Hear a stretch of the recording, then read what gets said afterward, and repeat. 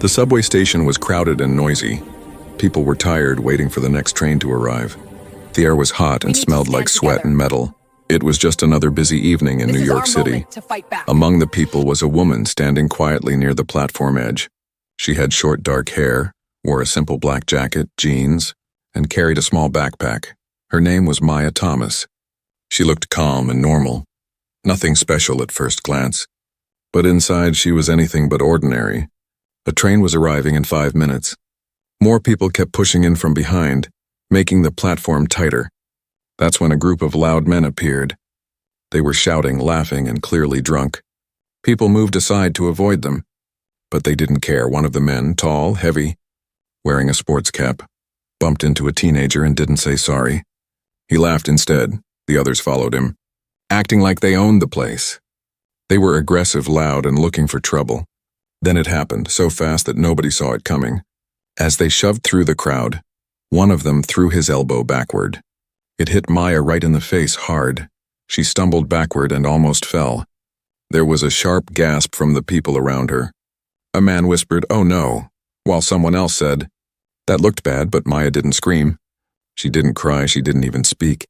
She just stood there, blood trickling from her nose. Her eyes locked on the man who hit her.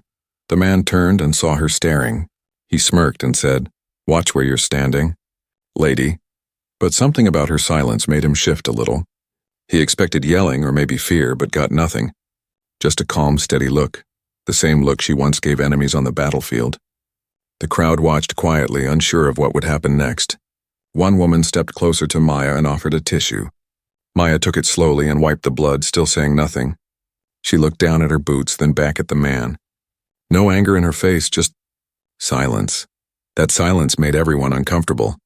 Especially the drunk man. "Relax," he said loudly, trying to show off in front of his friends. It was an accident, but he didn't sound so confident anymore. Maya didn't reply. She turned her head slightly and looked toward the arriving train. Her heart was calm, her breathing steady. She'd felt worse pain before, pain that could break a person's mind. This elbow was nothing compared to the battlefield, compared to losing friends, carrying wounded soldiers, or hiding under gunfire. The memory flashed in her mind. That day in Kandahar, when everything went wrong. She had learned one important thing in those moments: never react too quickly. Control was everything. The man who hit her didn't know who she was. He didn't know she had served 8 years as a Navy SEAL. He didn't know she could take him down in under 10 seconds if she wanted. And he definitely didn't know that he had just made a huge mistake. Maya stayed still, not because she was scared, but because she was thinking she didn't want attention, didn't want to cause a scene, but the moment he put his hand on her again, she would act. The train was now screeching into the station. Everyone turned slightly, preparing to board. The drunk group was laughing again, but not as loud this time. One of the men looked at Maya and whispered something to the guy who hit her. The guy just shook his head, saying, "She's just a chick. Chill." Maya heard it but didn't react. She stepped closer to the edge of the platform as the train stopped and doors opened. The crowd began to move, but a few people kept looking at her. Curious, confused, even amazed. Something about her was different. They could feel it. She had a quiet strength, like someone who'd been through fire and came out stronger. As she stepped onto the train, her eyes scanned the car quickly, checking exits, corners, distance from threats. Old habits behind her. The drunk men pushed in. Still joking, still unaware. The doors closed, the train moved, and Maya stood near a pole, eyes forward, calm as ever. She knew this wasn't over, and soon they would know exactly who they had elbowed. The train rattled as it moved through the dark tunnels of New York City. Inside, people were quiet, staring at their phones or pretending not to see the group of drunk men still laughing loudly. But a few people couldn't stop glancing at the woman near the door. There was something strange about her. She wasn't angry, she wasn't scared, she was just still like a statue but alive. Her name was Maya Thomas. But no one on the train knew that, not yet to them. She was just a woman who had been elbowed in the face and didn't even flinch. One teenage boy sitting with his mom kept looking at her. He leaned in and whispered, "Mom, is she a soldier or something?" The mom shook her head slowly. "I don't know, sweetie, but she's not normal." He nodded.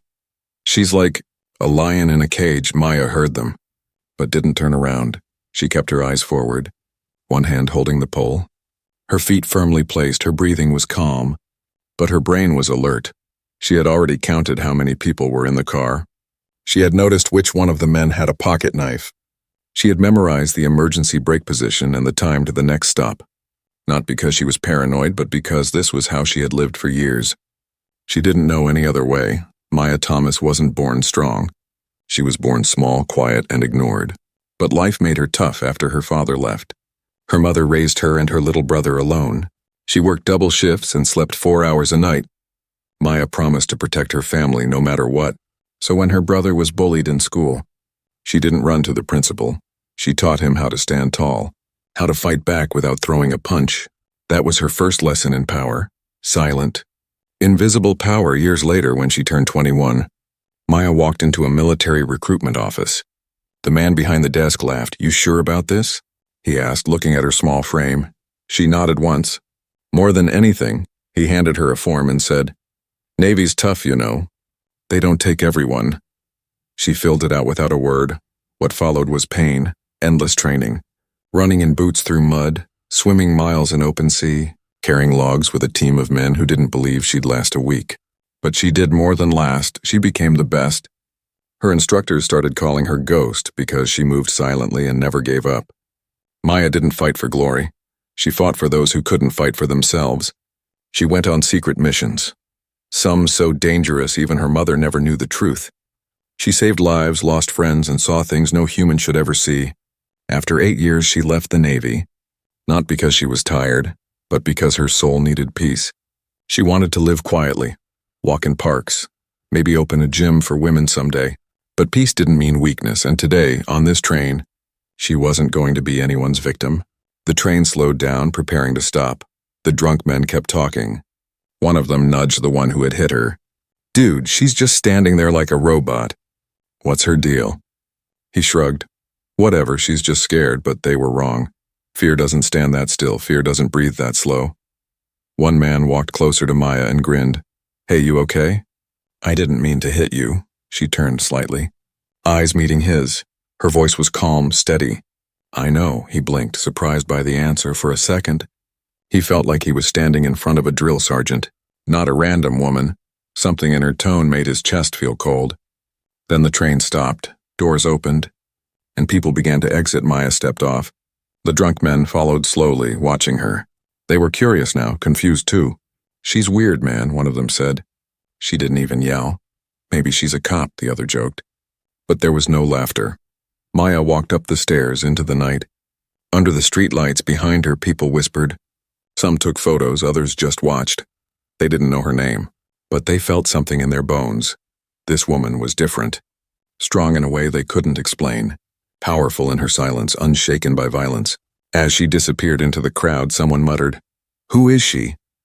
And that question would echo louder in the days to come, because the world was about to find out exactly who Maya Thomas really was. Long before the night on the subway, long before the blood on her face, Maya Thomas was trained for war. Not the kind of war fought in movies with loud music and shining heroes, but the kind of war where silence was louder than gunfire, where fear walked beside you like a shadow, and only calm minds survived. Maya was 21 when she entered Navy SEAL training. She was the only woman in her group, and the instructors made sure she never forgot that. They shouted at her, pushed her harder, and waited for her to quit, but Maya didn't quit. Not even once on the first day. The waves were cold and sharp like knives. The men beside her cursed, their teeth chattering, but Maya stayed silent. Her lips turned blue, her fingers numb, but her eyes never lost focus. The instructor shouted, "You think you can survive this, Thomas?" She looked straight ahead and said, "Yes, sir." That was the first time anyone heard her speak during training. She wasn't the strongest or the tallest, but she was the most controlled. Pain didn't break her. It taught her. Fear didn't stop her. It shaped her. During Hell Week, when most recruits gave up, Maya stayed awake for 5 days straight. She carried a 200-pound log with her team, running across wet sand, rain pouring over their faces. Her knees bled, her shoulders burned, but she didn't slow down. When one of her teammates collapsed, she lifted his side of the log and yelled, "Move!" Her voice was hoarse, but it carried power after that. The men stopped laughing at her. They started following her. Maya didn't care about proving herself as a woman. She wanted to prove that discipline could be stronger than muscle. One night during training, she was ordered to crawl through freezing mud under barbed wire. The mud was thick, full of sharp rocks. Someone ahead of her cried out in pain. "I can't do it." Maya reached forward, grabbed his arm, and said, "Then crawl with me." They finished the course together, covered in mud, shaking but alive. From that day, they called her Ghost because she never gave up, never made a sound, and never left anyone behind.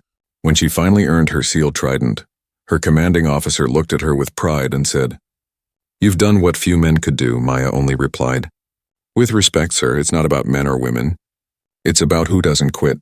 That was Maya's way. Why, quiet, humble but unbreakable.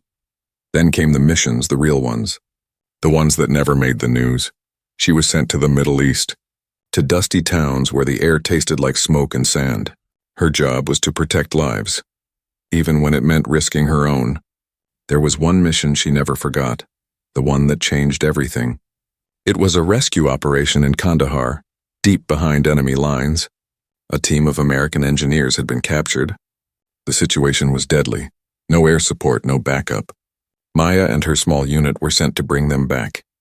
They moved silently through the night. Using shadows as cover, Maya's heartbeat was steady, her mind sharp, every sense alert. When they reached the compound, gunfire exploded. Bullets cracked through the air. Soldiers shouted in confusion. Maya rushed forward, pulling one of the engineers behind a wall. Then she saw it, her teammate. Ramirez, hit in the chest, falling to the ground. Without thinking, she ran toward him, ignoring the bullets. She dragged him to safety and pressed her hand against his wound, whispering, "Stay with me." He survived. But another teammate didn't that night. Maya learned that courage wasn't about not being afraid. It was about moving forward even when fear screamed at you to stop. After the mission, she sat alone under the stars. Her hands trembling, Ramirez sat beside her and said softly, "You saved my life." Maya didn't answer. Her eyes were on the horizon, thinking of the man they couldn't save. War teaches you things you can't unlearn. It teaches you to react fast, to trust your gut, to see danger before it comes. But it also teaches you how heavy silence can feel, how guilt can follow you home. Years later, even when she left the Navy, those lessons stayed. She woke up early every morning, trained like she was still on duty, watched people's body language, studied exits, not because she expected danger, but because she was always ready for it. So on that night in that subway car, when a drunk man's elbow hit her face, her brain didn't react like a normal person's. It calculated, assessed, and waited. She saw his stance, his friend's behavior, the layout of the train. Her mind wasn't remembering fear. It was remembering training. And the only thought she had was simple, cold and clear. If he touches me again, he'll regret it. Because Maya Thomas was not just a woman. She was trained for war. And even though she had left the battlefield years ago, the battlefield had never really left her. The streetlights flickered above as Maya walked out of the subway station. The city around her was loud, alive, and uncaring. People rushed past her, taxis honked. Music blasted from a nearby shop, but behind her, the footsteps were getting louder. The same group of drunk men had followed her out. They weren't done yet. The man who elbowed her, his name was Darren, had a bruised ego and too much alcohol in his blood. He didn't like the way she had looked at him on the train. No fear, no panic, no reaction at all. That silence had made him feel small, and Darren didn't like feeling small. "She thinks she's tough," he muttered to his friends. "Let's see how tough she really is." His friends laughed. But their voices were a little unsure now. Something about the woman still didn't sit right. She walked ahead like she didn't hear them. But she did. She heard every word, every footstep, every laugh. Her eyes scanned the street. 3 exits, 1 alley, 2 security cameras, 1 cop car parked across the road. No danger yet, but it was getting close. Maya turned into a quieter street, walking calmly. She didn't speed up. Didn't show nerves. Darren followed. Hands in his pockets. Fake confidence in his voice. "Hey," he called out. "I said I was sorry." She kept walking. "You can't ignore me." "Lady," he said louder, jogging to catch up. "You think you're better than me?" Maya stopped. She turned slowly. Her face calm, but her eyes sharp like glass. "I don't think anything," she said softly. That made Darren angrier. "You've got an attitude problem," he snapped, stepping close. "Someone needs to teach you some respect." He raised his hand, not to hit, just to grab her arm, to scare her maybe. But that was the mistake. the moment his hand touched her sleeve. Maya moved fast, clean, practiced. In one motion she gripped his wrist, twisted his arm, and dropped him to one knee. Darren gasped in pain, unable to breathe. Before he could react, her foot swept his leg, and he was on the ground, face down. His friends froze, eyes wide. What the hell just happened? One of them whispered. Maya looked at them, her voice low and steady. He touched me, she said. Now it's your turn if you want it. The other men backed away slowly. Hands up. We're good, one of them said. No trouble. Darren groaned on the pavement. Confused and humiliated, he tried to get up, but Maya's boot pressed lightly on his back. Stay down, she said, or I'll put you to sleep. Her tone wasn't loud, but it held something ancient. Authority, control, danger. Just then, two bystanders appeared with their phones out. Recording, one of them asked, Did she just take him down? Yeah, the other whispered, and she didn't even break a sweat. A security guard from a nearby building came out, saw the scene, and asked, Everything okay here? Maya nodded, stepping away from Darren. He tripped, she said calmly. The guard looked at Darren, groaning, confused, and holding his arm, and said, right.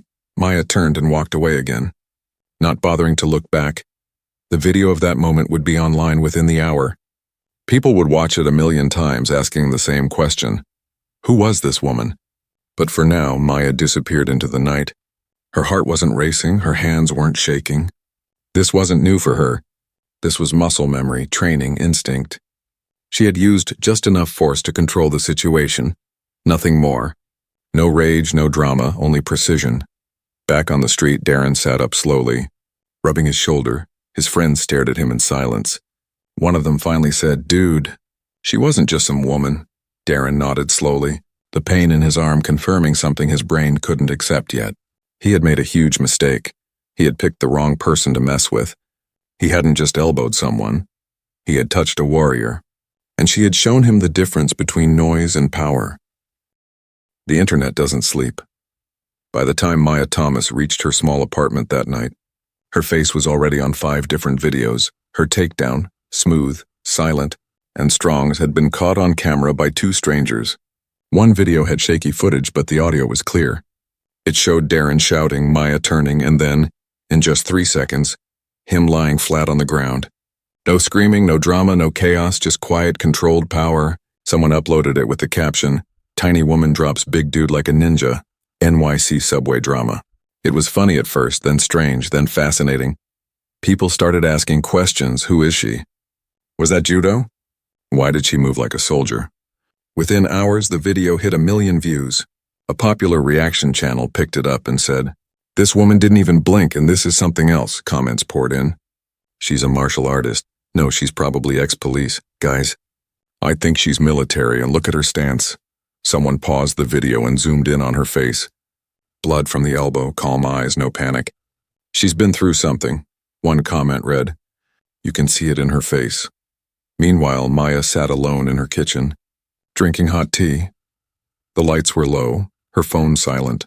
She had no idea the world was trying to figure her out. She didn't care. She had wiped the blood, iced the bruise, and gone on with her night. For her, this wasn't special. It was just a situation handled the right way. But for the world, it was something rare. A quiet woman fighting back without yelling, punching, or bragging. Just pure, trained defense. Then something unexpected happened. A man named Ramirez saw the video. He paused it halfway and stared at the screen. His hands began to shake. He whispered, Maya? Ramirez was the same soldier Maya had pulled from gunfire years ago. They hadn't spoken in a long time. He quickly wrote a post on a private military forum. That woman on the NYC subway. I'm 90% sure she's Maya Thomas. Former SEAL saved my life in Kandahar. Another former teammate replied, Ghost? Are you serious? She's alive? Within minutes, the story spread across veteran communities. People started posting memories, pieces of old photos. Mission reports one man shared. She used to train us in close combat. Never lost a single match, another wrote. She once walked into a burning building to drag out 2 civilians. The smoke nearly killed her. Slowly, the comments began to appear beneath the video. You don't understand, she's not just some woman. She's a Navy SEAL. Respect this warrior. She saved lives for years. That guy who touched her got off easy. Reporters picked up the story, trying to confirm her identity. They searched records, reached out to veterans, knocked on doors, but Maya didn't want the spotlight. She didn't answer her phone, didn't open the door. She had seen too much during her service. She didn't want fame. She wanted peace. She had built a life where no one knew her past. Now that wall was cracking. One evening, a young journalist left a note at her door. It read, "I'm sorry to bother you, Miss Thomas, but the world needs stories like yours. Stories of quiet strength. Not violence." Maya read it, then folded it neatly and placed it in a drawer. She wasn't angry, just tired. She didn't mind being recognized. But she didn't want to be worshipped. She didn't do what she did for likes, shares, or headlines. She did it because it was necessary. Meanwhile, Darren's story was also spreading, but in the opposite direction. His name got leaked. His social media found. People posted screenshots of his past rude comments, angry posts, and bad behavior. His job suspended him. His girlfriend dumped him. He posted a long apology online. "I didn't know who she was. I didn't mean any harm. I was drunk and stupid." Some people forgave him. Most didn't, but the story wasn't about him anymore. It was about her, the woman who stood tall without shouting, the woman who dropped a man without hate, the woman who vanished after reminding the world what real power looks like. The video reached 10 million views in 3 days. A message started to appear everywhere. Be careful who you mess with. She might be a Maya. It became a symbol, not of revenge, but of silent strength. And even though Maya never replied to a single comment, never posted a single word, she became something the internet rarely sees. A quiet hero. Long before the internet called her a hero, Maya Thomas had already walked away from that title. She didn't leave the Navy because she was weak. She left because her soul was tired, tired of silence after explosions, tired of carrying weight that no one else could see, tired of being strong when all she wanted was to cry. No one saw what it cost her to stay calm. No one knew what she had buried just to wake up each morning and breathe like a regular person. When she first came home from deployment, she stepped off the plane into bright sunlight. Families were cheering, hugging their soldiers, waving flags, but Maya stood alone, her duffel bag over her shoulder, no one waiting. Her mother had passed away while she was on her 3rd mission.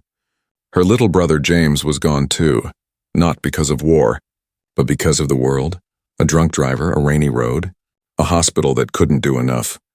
The Navy had tried to send a message while she was deep in enemy territory. She didn't get it until a week after the funeral. That was the first time Maya broke. Not in front of others, never in uniform, but alone in a supply tent, with her hand over her mouth so no one could hear her scream. After that, something in her heart turned quiet. Not cold, not dead, just quiet. Like a burned-out candle, she kept fighting, because she didn't know how to stop. But every mission felt heavier. Every gunshot echoed longer in her ears. Every time she saved someone, she wished someone had saved James. She trained harder, fought smarter, smiled less. Her teammates respected her. But no one really knew her. How could they? She didn't even know herself anymore. She was proud of her work, of the lives she saved, the women she protected, the children she carried from burning homes. But pride doesn't heal pain, and medals don't fill the empty chair at the dinner table. So one day, after finishing a mission with no casualties, a rare thing, she walked into her commander's office and said, "I want out." He looked up, surprised. "You're one of our best," she nodded. "That's why I want to leave before I become the worst." He didn't argue, just sighed and said, "You'll be missed," she replied. "I already miss myself." Maya left the Navy with no ceremony, no news stories, no photos. She bought a small apartment in the city, took a job as a security advisor for women's shelters, and kept to herself. She grew plants on her balcony, fed stray cats, and taught self-defense classes twice a week. She liked routine. She liked quiet. She didn't look in mirrors for too long. Some days she still woke up at 4 a.m., her body remembering the early drills. She would sit in silence, drink black coffee, and watch the city come alive. And yet peace didn't mean she had forgotten how to fight. It just meant she chose not to. But when that man elbowed her on the subway, something deep inside her shifted. Not rage, not revenge, and just a feeling, a reminder that the world still needed people who could stand strong without shouting. After the video went viral, people kept calling her brave. But Maya didn't feel brave. She felt tired. Tired of violence being entertainment. Tired of needing to explain her silence, she hadn't done anything special. In her mind, she had simply reacted the way she was trained to, with control, with speed, without ego, but deep inside she knew something else. That moment on the subway had opened a door she thought was locked forever. It brought back every memory she had pushed down, the missions, the losses, the nights she cried into her pillow without making a sound. And with those memories came guilt. Guilt for leaving, guilt for surviving, guilt for not being able to save her brother. One night she stood on her rooftop. Looking at the stars, she whispered, "I'm sorry." James, not because she had failed him, but because she had never said it out loud. Then, as wind moved through her hair, she added, "I'll keep protecting people, just in a different way now." And that promise became her new mission. Not war, not combat, but teaching strength to the ones who felt powerless.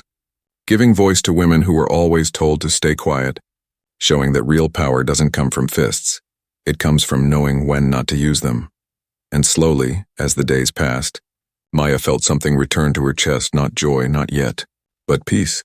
The kind that grows like a small flame in a dark room. She had left the battlefield, yes, but she hadn't left the fight. She had simply changed the way she fought. Darren stared at his phone in silence. His face was bruised, but that wasn't what hurt most. It was the video, now everywhere, showing the exact moment he tried to scare a quiet woman and ended up face first on the sidewalk. At first he laughed it off, told his friends it was no big deal. But the laughter didn't last. His inbox was full of messages, some angry, some mocking, some just silent screenshots of his failure. People shared his photo across social media with captions like, "When toxic meets trained, he picked the wrong one. Elbowed a seal, got elbowed by fate." His workplace called him in for a meeting. They said, "We can't ignore this, Darren," he tried to explain. But the HR manager shook her head. "You touched a stranger on camera," she said. "You humiliated yourself and the company." By the end of the day, he was suspended that evening. His girlfriend texted, "I can't defend you, Darren. I need time to think." He tossed his phone on the bed, anger boiling in his chest.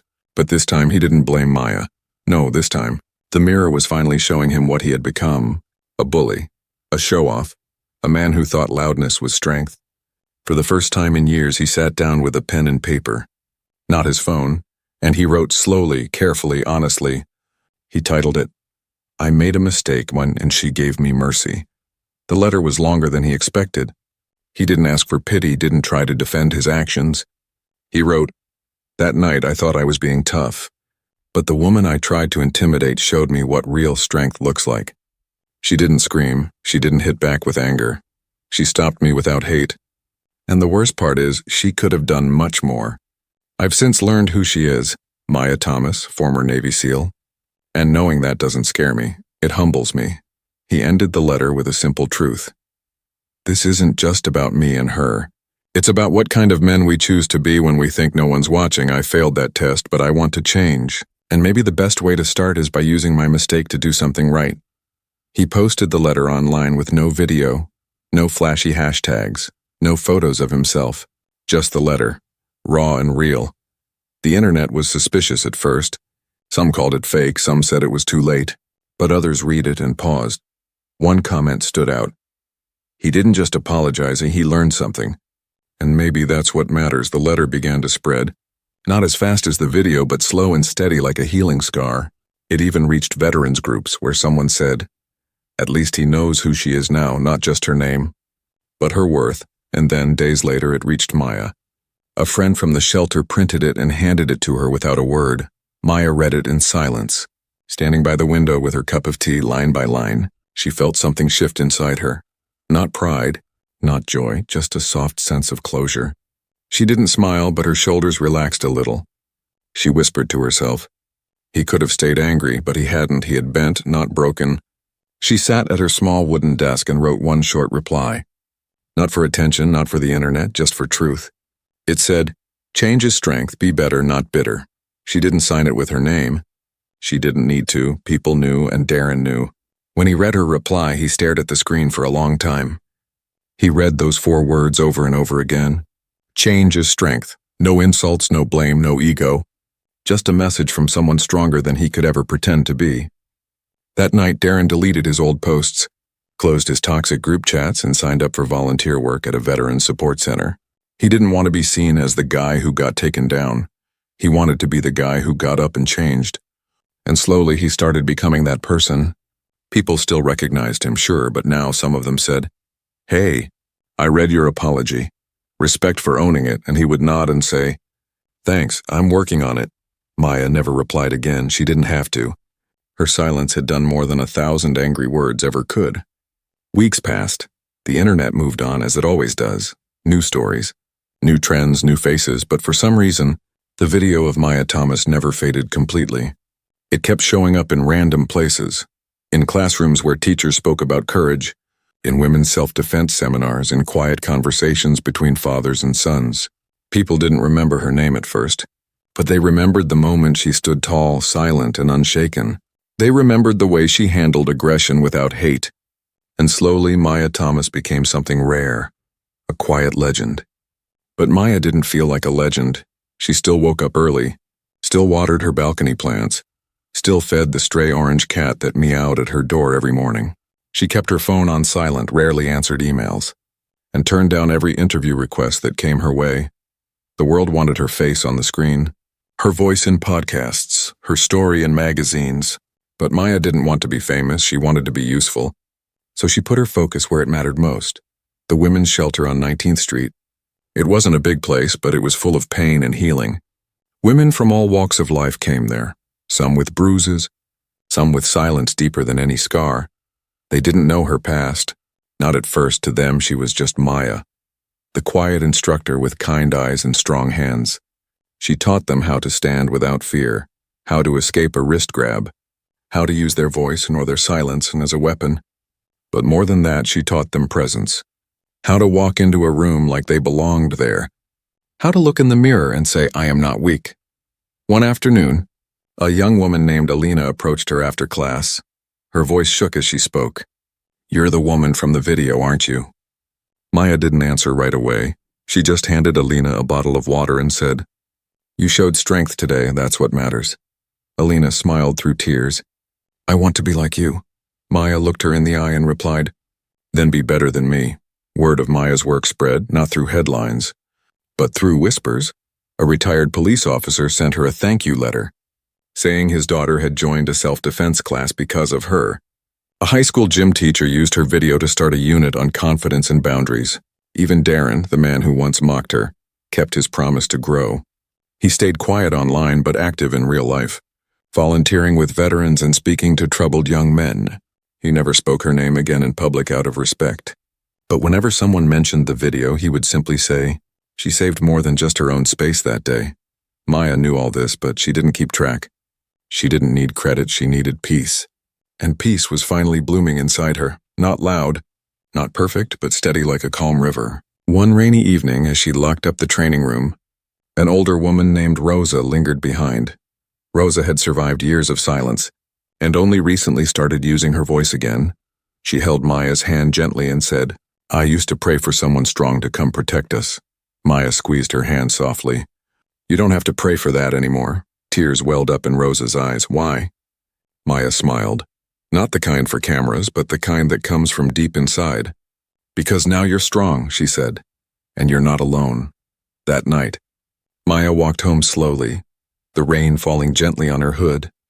The city still buzzed around her, and cars, lights, distant sirens, but she didn't feel alone in the noise. She felt grounded, not because she had gone viral, not because people admired her, but because she had taken something painful, war, loss, silence, and turned it into something powerful. She had turned survival into service, and that to her meant more than medals ever could. On her apartment wall was a small photo of her and James when they were kids. Muddy shoes, big smiles, matching paper swords. She looked at it before bed and whispered, "Still protecting. Little brother." Then she turned off the lights, no applause, no headlines, no crowd. Just Maya Thomas, warrior, sister, teacher, and quiet legend, and finally at peace.